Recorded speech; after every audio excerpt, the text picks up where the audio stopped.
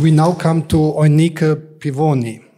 Eunike Pivoni is an academic advisor, akademische Rätin at the chair of sociology at the University of Passau, where she is leading a DFG-funded project on the emotional dimensions of experiences of exclusion.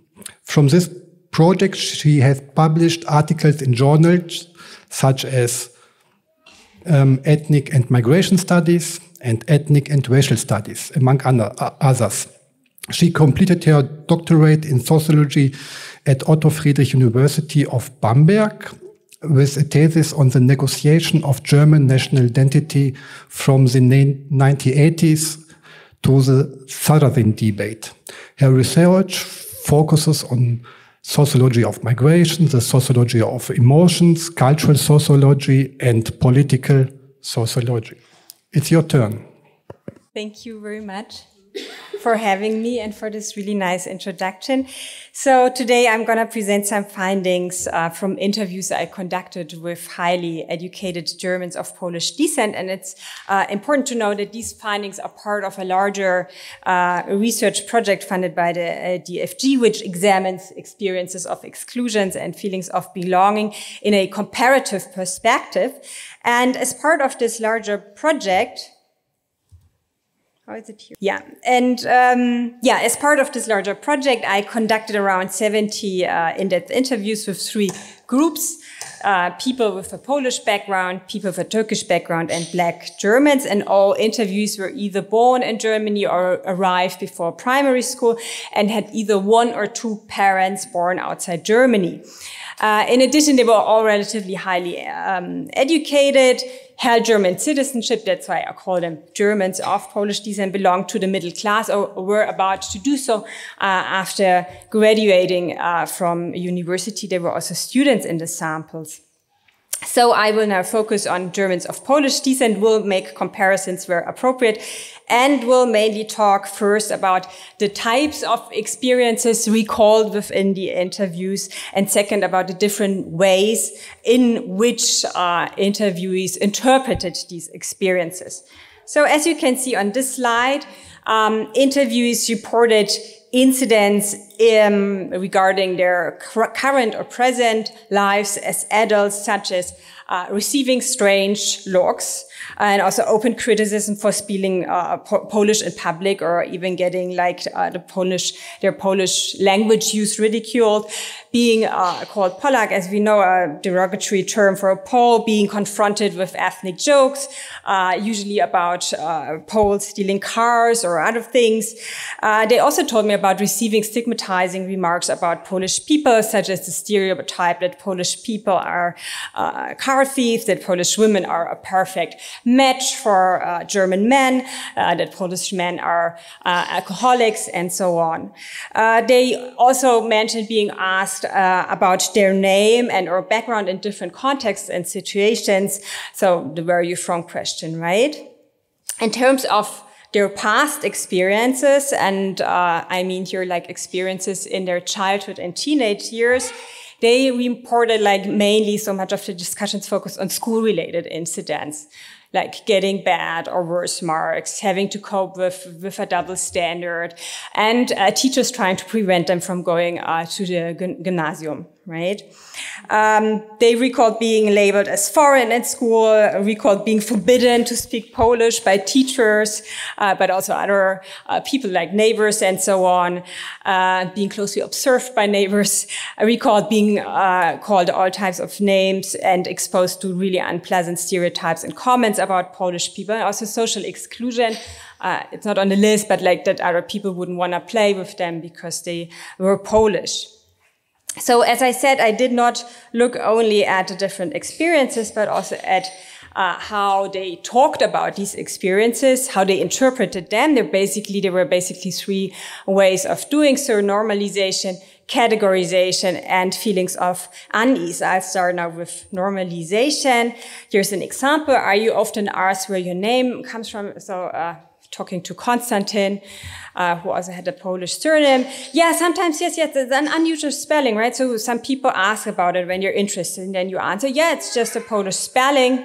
But I've also been asked whether I come from Greece or something. All sorts of things come up. So it doesn't bother you just asking, no, why should it? It's completely normal. Secondly, and quite in contrast, there were respondents who gave a concrete label to their experiences in the sense of, I experienced this or that and I felt discriminated against, or responded with an experience to my question about whether they had been discriminated against in the past. So a mother told me the following incident. So as a mom, you get to know a lot of other people, whether you want to or have to. And then you start chatting, and I just say something Polish to my son. And then they say, oops, what did you talk to him about? And then, yeah, Polish. And then sometimes it's like, oh God, you're Polish. Really, like they say, oh God. And I answer, yes, I'm Polish. And then they go on, oh, I've got to make sure my pram doesn't get lost. And then they laugh and leave you alone with these thoughts. Yes. And then I also say to them, well, I don't think that's my kind of humor. You're welcome to talk about stigmas, but maybe only about your own. So what we see here is that the interview categorizes the behavior of the other mothers as stigmatizing within the interview situation, right? Finally, there were interviewees who neither categorized or normalized. Instead, they recalled incidents by indicating what I call feelings of unease. So they may pause, change their voice, say something, well, that was strange, or I don't know, or indicate like doubts about the situation, as in the following example. Well, I'm often asked, for example, in kindergarten, I speak Polish with my son, and then the kindergarten teacher asked me about it because she said, I didn't have an accent. You wouldn't be able to tell. It's always a bit like that, yes. But exactly. I often had the situation during my studies when people told me, if they knew I had a migrant background, that I looked Polish. Yeah, that's when you just know that one has a migrant background, right? Yes, that's a little bit when you think, I don't know what German or Polish should look like. So as for the first experience, the kindergarten scene, it's only a brief moment of irritation that is remembered or echoed within the interview, right? Regarding the comment she remembers having received as a student, she again only hints at her discomfort and continues by simply stating that it's unclear to her what German or Polish should look like. So she doesn't really categorize this experience, right? She doesn't say this is racism or discrimination or stigmatization, but I think, and I think you felt the same, her unease about these situations is still palpable. So all three types of talking about incidents and experiences were used by all three groups I interviewed, right?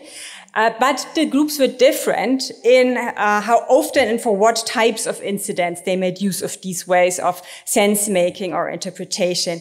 And so the following table outlines some of these differences. So most importantly, Black Germans and Germans of Turkish descent use normalization only exceptionally, so only for a fraction of incidents, whereas interviews of Polish descent used it quite frequently and framed basically every fourth incident we talked about within the interviews as normal.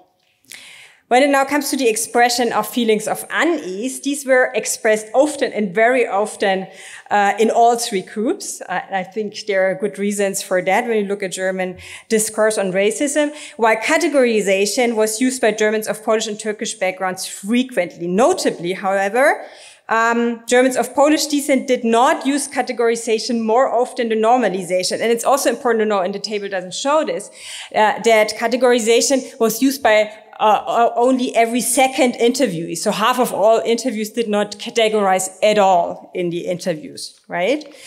And another aspect the table doesn't show is that Germans of Polish descent used different labels to talk about their experiences. So they did not once use racist or racism. There was just one interview who briefly considered labeling an experience with these words, but then he said, well, no, that's not the right word. They spoke instead of discrimination, exclusion, and stigmatization, and mostly with reference to incidents and experiences in their childhood and teenage years. In the sense of, have you experienced them? Yes, when I was a kid, but what I'm experiencing now is something different. So, and many incidents were also presented as exceptions. So, how can we interpret these findings? So, one explanation is, I think, that Germans of Polish descent and also the other groups, but to a lesser extent, lack the cultural resources to acknowledge that they have experienced stigma and racism. And by cultural resources, I mean like repertoires of meaning making that are available in society at large and conveyed through culture, mass media, but also institutions, right? Like schools, universities. When we look at the German mass-mediated public discourse on racism and the groups discussed as being affected by it, we find that such discourses only weakly developed and focuses, if at all, then on anti-Black racism. And Eastern Europeans have been largely neglected within this discourse. And there's this lack, really, of institutionalized and widely accepted narratives of Polish disadvantage in German society.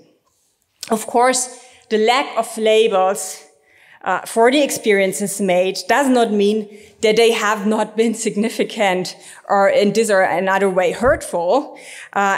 Indeed, like feelings of discomfort dominate the narratives. And I think our task also as researchers must be to focus not only on explicit words and labels, but also on such feelings. And we need to try the tools to do so. Yeah, so finally, here is a list of my project. What's not? No? Okay. Project-related publications, especially the second. In the second publication, you find an extended version of the argument. And please also feel free to email me if you have questions or would want to talk about aspects of my work. Would be happy to receive such email. Thank you.